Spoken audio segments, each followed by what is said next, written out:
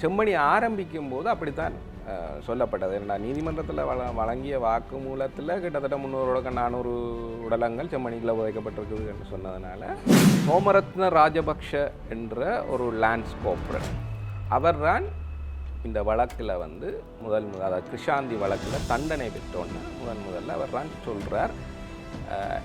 அவருடைய ஃபீலிங் அந்த இடத்துல எப்படி இருந்ததுன்னா, நாங்கள் சிப்பாய்கள் போடப்பட்ட உத்தரவை செய்த நாங்கள், ஆனால் நீங்கள் குற்றத்தை யார் செய்தினமோ அவையை விட்டுட்டு எங்களை தண்டிக்கிறீங்கள் என்ற ஃபீலிங்கில் அவர் அதை சொல்கிறார்.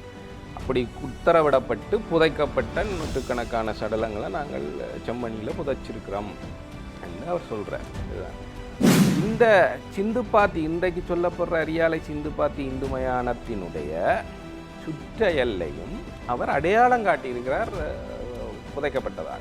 முடிந்து போன செம்மணி இந்த கிருஷாந்தி வழக்கில் இருந்து தொடங்கியது தான் செம்மணி வழக்கு. அது தனி வழக்கு. கிருஷாந்தி வழக்கு தனியானது, செம்மணி வழக்கு தனியானது.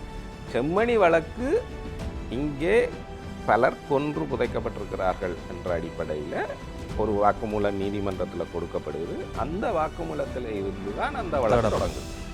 அவர் அடையாளமும் காட்டுறார், 14 உடல்கிட்ட இருந்ததை கொண்டு வந்து காட்டுறார். அதாவது முதலாவது கட்டத்தில் அவரை கொழும்புலேருந்து அவ்வளோ பாதுகாப்போடு அழைச்சி கொண்டு வந்து, என்ன அவர் சொன்னது உண்மையான்றதை நீதிமன்றம் பரிசீலிக்கும். அதுக்கு விதமோ போகிறதுக்கு முன்னம், எழுதிய நடவடிக்கை எடுக்கிறதுக்கு முன்னம் அவர் சொன்னதுகள் உண்மையானது அவர் நேராக கொண்டு வந்து ஒரு இடத்துல அடையாளம் காட்டினவர். அங்கேருந்து 2 கோடி எடுத்து அதுக்கு பிறகுதான் ஓகே அவர் சொல்லுற ஒரு என்ன சும்மாவும் சொல்லலாம் தானே, மற்றவர்களை மாட்டி விடணும்ன்ற அடிப்படையிலையும் ஒருத்தர் சொல்லலாம். வந்து முதல் கட்டம் என்னென்னா, அவர் சொன்னது உண்மையான்றதை நீதிமன்றம் பரிசீலிக்குது.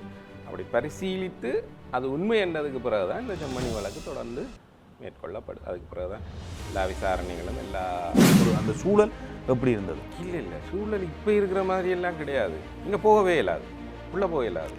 அந்த பிரதேசத்துக்கு செல்ல அந்த பிரதேசம் முழுவதும் இராணுவ கட்டுப்பாடு. அப்படியான சூழல் உருவாயினதை அதுக்கு அப்போ இந்த ரிப்போர்ட்டர்ஸ், மனித உரிமையாளர்கள், ஐநா அலுவலர்கள் எல்லாரும் அங்கே வந்திருந்து பார்த்து அவர்களுடைய கண்காணிப்பின் கீழே தான் அது மேற்கொள்ளப்பட்டது.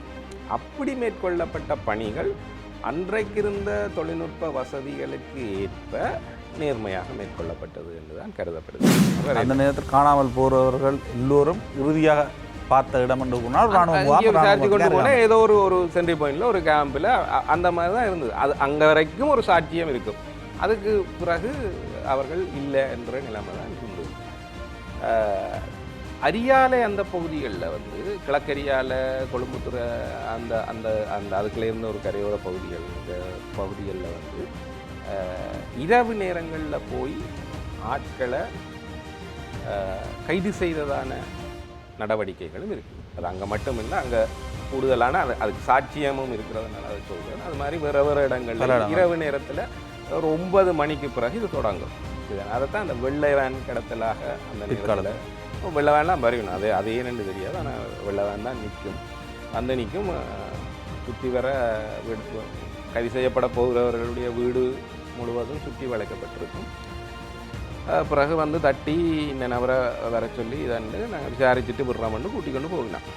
அதுக்கு பிறகு அவர்கள் காணாமல் போன போது மக்கள் இடம்பெயர்ந்து போனது. ஒரே நாள் இரவில் எல்லாரும் இடம்பெயர்ந்து போனவர்களில் பெரும்பாலானவர்கள் வன்னி நிலப்பரப்புக்குள்ளே போய் சேர்ந்துருந்தாங்க. அவர்களில் சிலர் அந்த காலப்பகுதியில் 96 அந்த காலப்பகுதிகளில் வந்து விடுதலை புலிகளுடைய கட்டுப்பாட்டு பகுதியில் இருந்து விடுதலை புலிகளுக்கு தெரியாமலேயே படகுகள் மூலமாக இங்கே வர்ற ஒரு பழக்கம் இருந்தது. அப்படி அந்த மாதிரி வருகிறவர்கள் எங்கே வந்து சேருவினோம்னா, குருநகர் ஒட்டிய அந்த கரையோர பகுதியில் இருந்த இராணுவத்தினுடைய ஃப்ரண்ட் லைனுக்கு தான் வந்து சேருவினோம். போட்டில் வந்து சேருவினா இப்போ இராணுவம் அவர்கள் எல்லாரையும் பிடிச்சி சோதித்து தண்டதுக்கு அப்புறம் அங்கே ஒரு தற்காலிகமான ஒரு அந்த சீனோர் வலை தொழிற்சாலை என்று ஒன்று இருந்தால் அது இந்த மாதிரி வருகிறவர்களை தங்க வைத்து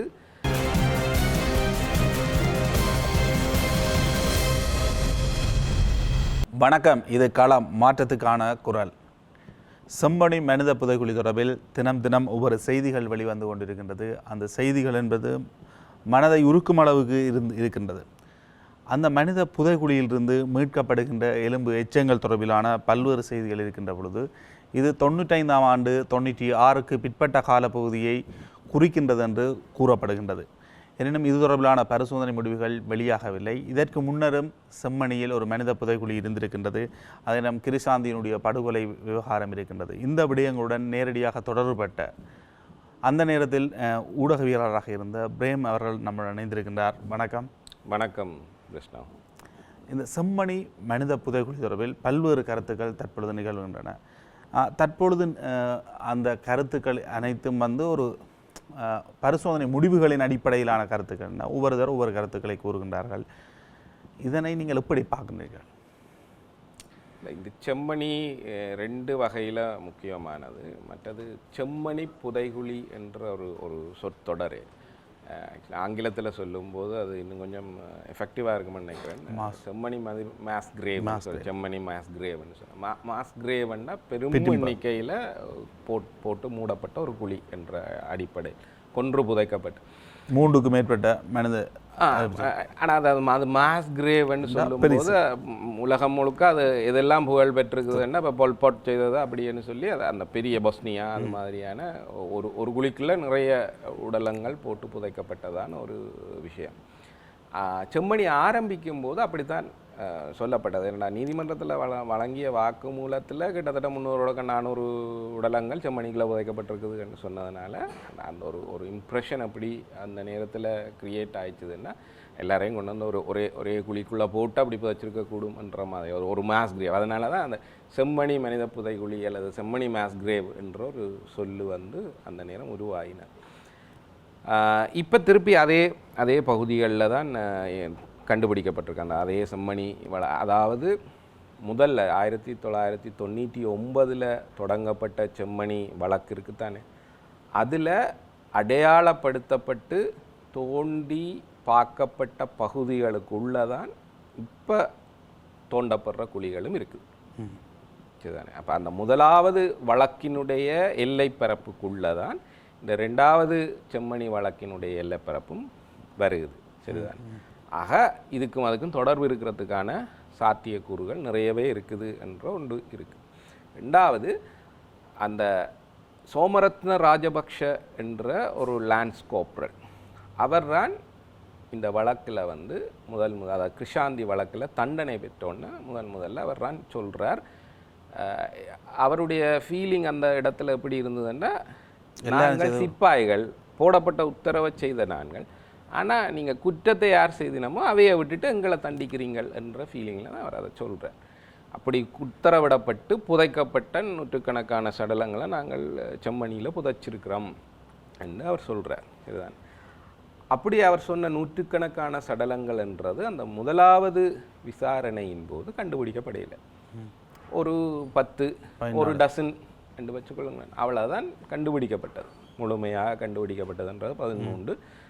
மற்றது இப்படி இந்த பார்ட்ஸாக முழுமையான எலும்புக்கூடுகளாக இல்லாமலும் சிலது கண்டுபிடிக்க 15-16 சொச்சம் என்னவோ கண்டுபிடிக்கப்பட்டு. அப்போ அவர் சொன்ன அடிப்படையில் சரி, அவர் சொன்ன கிட்டத்தட்ட 300-400ன்றது இல்லை என்றாலும் சில 100ஆவது இருக்கத்தானே, ஒரு 100-200ஆவது இங்கே இருக்கத்தானே வேணும். அப்போ அது இல்லை என்ற ஒரு கேள்வி அப்போவே தொக்கி நிற்கிது.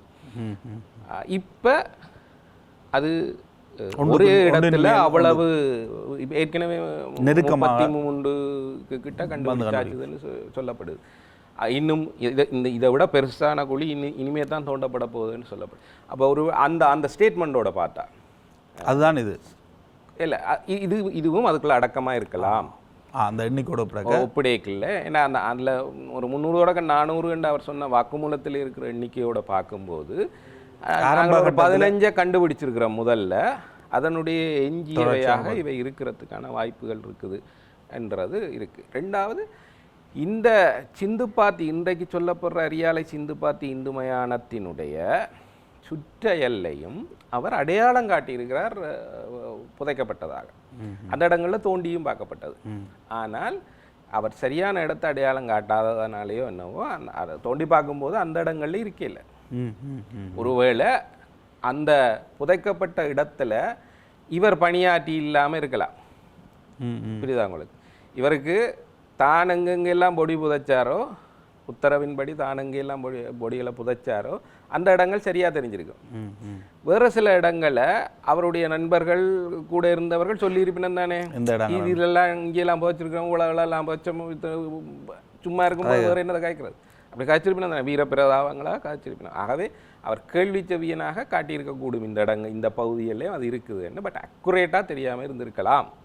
ஏன்னா அந்த களத்தில் நின்ற பார்த்தவன் என்ற அடிப்படையில் முதல் வழக்கில் இதே சிந்து பாத்தி மயானத்துக்கு அருகாமையில் தோண்டி பார்க்கப்பட்டது. ஆனால் அப்போ இருக்கே இல்லை. ஸோ ஒருவேளை அப்படி அவர் சரியாக அடையாளம் காட்டாமல் விட்ட இடமாக கூட இது இருக்கலாம். சரிதான். ஆக அந்த செம்மணிக்கும் இதுக்கும் தொடர்பு இருக்கிறது என்ற அடிப்படையில் பார்த்தோம்னா இது பழைய செம்மணி வழக்கோட லிங்க் ஆகின ஒரு பெரிய மாஸ் கிரேவுக்கான இதை இருக்குது. ஆனால் தற்பொழுதும் அந்த வழக்குடன் இந்த வழக்கை இணைப்பது தொடர்பில் தானே சட்டத்தரணி தெரிவித்திருக்கின்றார்கள். அப்படி இருக்கலாம், அது மாதிரி ஒன்றை கலந்துரையாடுகிறார்கள் என்று சொல்லியிருக்கணும். அது அந்த நேரம் மனித புதைகுழி தொடர்பான ஆய்வுகளை மேற்கொண்டவர்களும் நேற்று தினம் சந்தித்து பேசியிருக்கிறார். அவர்கள் தங்களுடைய அனுபவங்களை பகிர்ந்திருக்கிறார்கள் என்று சொல்லப்பட்டிருந்தது. ஆனால் அது ஒரு தனி வழக்கு. இதில் சிலர் இன்றைக்கு பேசும்போது இந்த கிருஷாந்தி வழக்கையும் செம்மணி வழக்கையும் குழப்பிக் கொள்கிறார்கள். நினைக்கிறேன் அந்த போராட்ட காலத்திலே கூட அப்படி சில பேனர்கள் எல்லாமும் இருந்தது, பிளே கார்ட்ஸ் இருந்தது, கிருஷாந்திக்கு நீதி வேணும். கிருஷாந்தி வழக்கு முடிஞ்சுது. கிருஷாந்தி வழக்கில் குற்றவாளிகள் என்று சிலருக்கு தண்டனை வழங்கப்பட்டாச்சு. அவர்கள் உண்மையான குற்றவாளிகளா இல்லையான்ற அடுத்த கேள்வி இருந்தாலும் கூட, அதாவது அவர்களுடைய மரண தண்டனை வழங்கப்பட்டு அவர்களுடைய சாட்சியின்படி நாங்கள் ஏவல் வேலை செய்தவர்களே தவிர இந்த கொலைக்கும் எங்களுக்கும் சம்பந்தம் இல்லை என்றது தான் அவருடைய வேக்காடு. அதாவது அந்த மன வேக்காட்டில் தான் அவர் இந்த உண்மையை சொன்னவர். ஸோ அப்படி பார்த்தா, ஆனால் அந்த வழக்கு முடிஞ்சாச்சு, உத்தியோகபூர்வமாக அந்த வழக்கு முடிக்கப்பட்டு தீர்ப்பும் வழங்கப்பட்டாச்சு. அவர்களுடைய மேன்முறையீடுகளும் எல்லாம் நிராகரிக்கப்பட்டு விட்டது. சரிதானே. அந்த முடிந்து போன செம்மணி இந்த கிருஷாந்தி வழக்கில் இருந்து தொடங்கியது தான் செம்மணி வழக்கு. அது தனி வழக்கு. கிருஷாந்தி வழக்கு தனியானது, செம்மணி வழக்கு தனியானது. செம்மணி வழக்கு இங்கே பலர் கொன்று புதைக்கப்பட்டிருக்கிறார்கள் என்ற அடிப்படையில் ஒரு வாக்குமூலம் நீதிமன்றத்தில் கொடுக்கப்படுது. அந்த வாக்குமூலத்தில் இருந்து தான் அந்த வழக்கு தொடங்குது. அவர் அடையாளமும் காட்டுறார், 14 உடல்கிட்ட இருந்ததை கொண்டு வந்து காட்டுறார். அதாவது முதலாவது கட்டத்தில் அவரை கொழும்புலேருந்து அவ்வளோ பாதுகாப்போடு அழைச்சி கொண்டு வந்து என்ன அவர் சொன்னது உண்மையான்றதை முதல் நீதிமன்றம் பரிசீலிக்கும். அதுக்கு விதமோ போகிறதுக்கு முன்னம், மேலதிக நடவடிக்கை எடுக்கிறதுக்கு முன்னம் அவர் சொன்னதுகள் உண்மையானது. அப்போ அவர் நேராக கொண்டு வந்து ஒரு இடத்துல அடையாளம் காட்டினவர் அங்கேருந்து 2 பொடி எடுத்து, அதுக்கு பிறகுதான் ஓகே அவர் சொல்லுகிற ஒரு என்ன சும்மாவும் சொல்லலாம் தானே, மற்றவர்களை மாட்டி விடணும்ன்ற அடிப்படையிலையும் ஒருத்தர் சொல்லலாம். வந்து முதல் கட்டம் என்னென்னா அவர் சொன்னது உண்மையான்றதை நீதிமன்றம் பரிசீலிக்குது. அப்படி பரிசீலித்து அது உண்மை என்றதுக்கு பிறகு தான் இந்த செம்மணி வழக்கு தொடர்ந்து மேற்கொள்ளப்படுது. அதுக்கு பிறகு தான் எல்லா விசாரணைகளும் எல்லா நீதிமன்ற நடவடிக்கைகளும் தொடங்கப்பட்டு நடத்தும். அந்த நேரத்தில் இந்த செம்மணி வழக்கு தொடர்பில் இப்படியான ஒரு விஷயம் நடக்க அல்லது இராணுவம் அந்த நடவடிக்கையை அந்த இடத்துல இருந்து சாதாரணமாக மேற்கொள்ளக்கூடிய மாதிரி ஒரு அந்த சூழல் எப்படி இருந்தது? இல்லை சூழல் இப்போ இருக்கிற மாதிரி எல்லாம் கிடையாது. இங்கே போகவே இல்லாது, உள்ளே போக இல்லாது. அந்த பிரதேசத்துக்கு செல்ல அந்த பிரதேசம் முழுவதும் இராணுவ கட்டுப்பாடு. சரிதானே. அதுக்குள்ளே இப்போ இந்த வழக்கு விசாரணைகளுக்குண்டு நீங்கள் செய்தி சேகரிக்க போகிறதா இருந்தாலும் இராணுவத்தோட பதிஞ்சு அனுமதி பெற்று அப்படி தான் போகலாம்.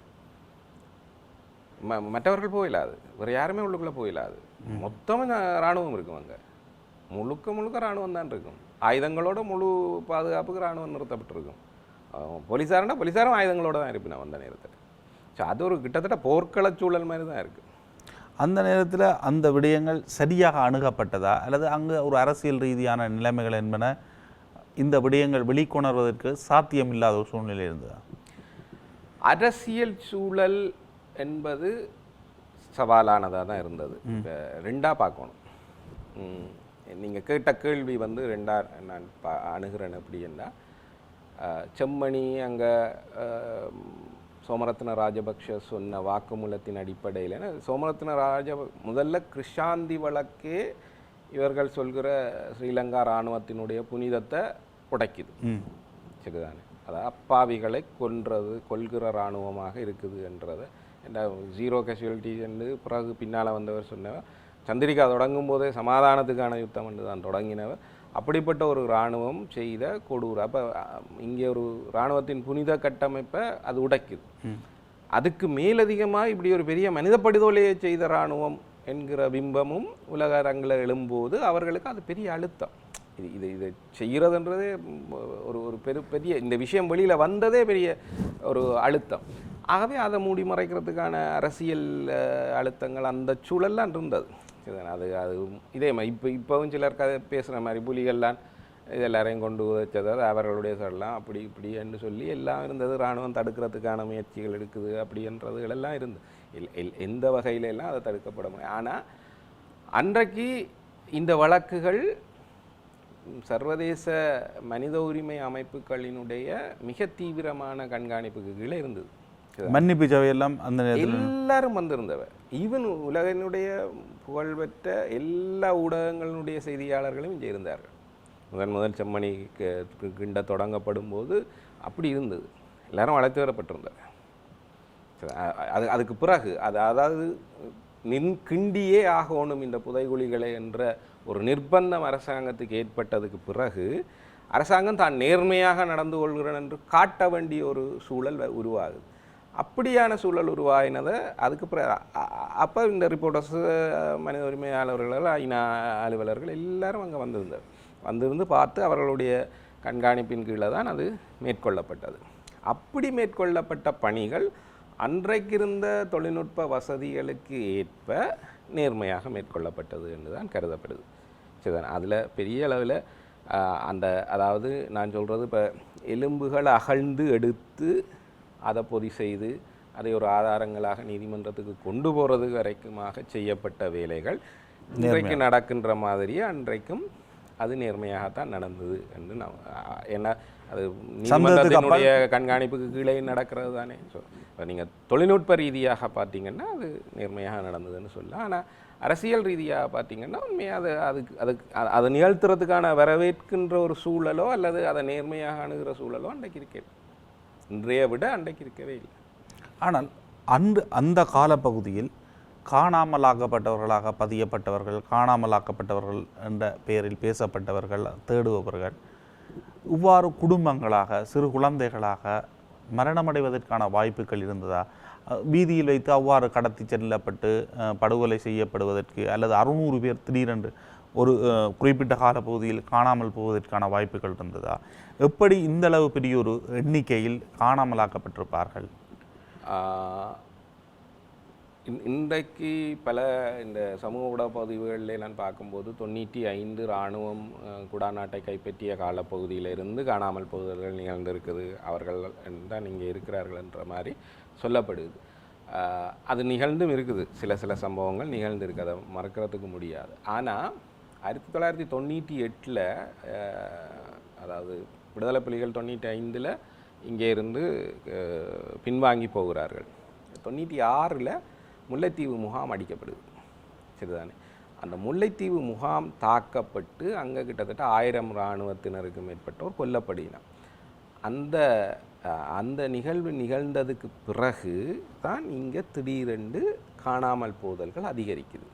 அந்த காணாமல் போதல்கள் எப்படி அதிகரிக்குதுன்னா, நீங்கள் வழக்கமாக உங்களுடைய பணிகளுக்கு போயிட்டு திரும்பி வரும்போதோ அல்லது போகும்போதோ மறைஞ்சு போவீங்க நீங்கள். சரிதானே. கடைசியாக யாராவது ஒருத்தர் எங்கேயாவது உங்களை அந்த கடைசி சந்தர்ப்பமாக கண்டிருக்கிறார்கள் என்ற ஒரு சாட்சி இருக்குமாக இருந்தால் அது படை சென்ட்ரி பாயிண்ட் ஒன்றில் அவரை கண்டம் என்று சொல்லி. இப்போ எனக்கு தெரிஞ்ச என்னுடைய பாடசாலையில் எனக்கு சீனியராக இருந்த ஒருத்தருடைய தமையனார் அந்த மாதிரி அவருடைய குடும்ப பிஸ்னஸ் நகரத்தில் இருந்தது. அவர் தினமும் போய் வர்றவர். அவர் இன்னொரு நாள் காணாமல் போயிட்டார். அவர் எங்கே கடைசியாக கண்டதுன்னு தேடிக்கொண்டு போனால் கடைசியாக அரியாவில் இந்த அரியோளத்தில் இருந்த சென்ட்ரி பாயிண்டில் அவர் காணப்பட்டார்ன்றது தான் தகவல். அந்த சென்ட்ரி பாயிண்ட் வரைக்கும் அவரை கண்டதற்கான சாட்சியங்கள் இருக்குது. அங்கே இருந்து அவர் கல்யாங்காட்டுக்கு வரணும் இல்லை. அந்த நேரத்தில் காணாமல் போகிறவர்கள் எல்லோரும் இறுதியாக பார்த்த இடம் என்று போனால் விசாரிச்சு கொண்டு போனால் ஏதோ ஒரு சென்ட்ரி பாயிண்டில் ஒரு கேம்பில் அந்த மாதிரி தான் இருந்தது. அது அங்கே வரைக்கும் ஒரு சாட்சியம் இருக்கும். அதுக்கு பிறகு அவர்கள் இல்லை என்ற நிலைமை தான் இருந்தது.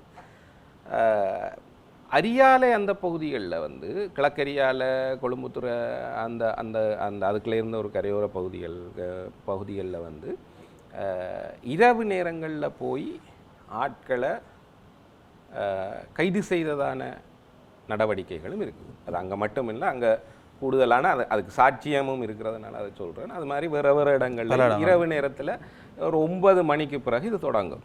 இதுதான் அதைத்தான் அந்த வெள்ளை வேன் கடத்தலாக அந்த நேரத்தில் வெள்ளை வேன்லாம் வருவிடும். அது ஏன்னு தெரியாது, ஆனால் வெள்ளை வேன் தான் நிற்கும் சுற்றி வர வீடு கைது செய்யப்பட போகிறவர்களுடைய வீடு முழுவதும் சுற்றி வளைக்கப்பட்டிருக்கும். பிறகு வந்து தட்டி இந்த நபரை வர சொல்லி இதாண்டு நாங்கள் விசாரிச்சுட்டு விடுறோம்னு கூட்டிக் கொண்டு போவினோம். அதுக்கு பிறகு அவர்கள் காணாமல் போனவராக தான் இருந்தவர். இந்த மாதிரி சம்பவங்களும் நிகழ்ந்திருக்கு. மற்றது நாளாக பகல்லே, அதாவது இப்போ நான் சொன்ன மாதிரியான சம்பவங்கள் எல்லாம் 6 மணிக்கு கர்ஃப்யூ, அப்போ 4-4:30 மூடிக்கொண்டு கடைகள் அலுவலகங்கள் எல்லாம் மூடிக்கொண்டு எல்லோரும் வீடு நோக்கி புறப்பட்டுருவினோம். அப்போ அந்த நேரம் திரும்பி வந்தவர்கள்லாம் காணாமல் போயிருக்கு. அப்படியான பல நூற்றுக்கணக்கானவர்கள் காணாமல் போன அதுதான் ஒரு பெரிய பிரச்சனையாக மாறிச்சுது. அப்படி மாறின போது அதை அன்றைக்கு நாடாளுமன்ற உறுப்பினர்களை கொண்டிருந்தது இபிடிபி. ஸோ அப்போ மக்கள் இபிடிபிட்ட போய் உதவிகள் கேட்கும்போது அன்றைக்கு ஒரு காணாமல் போனோர் சங்கம் உருவாக்கப்பட்டது.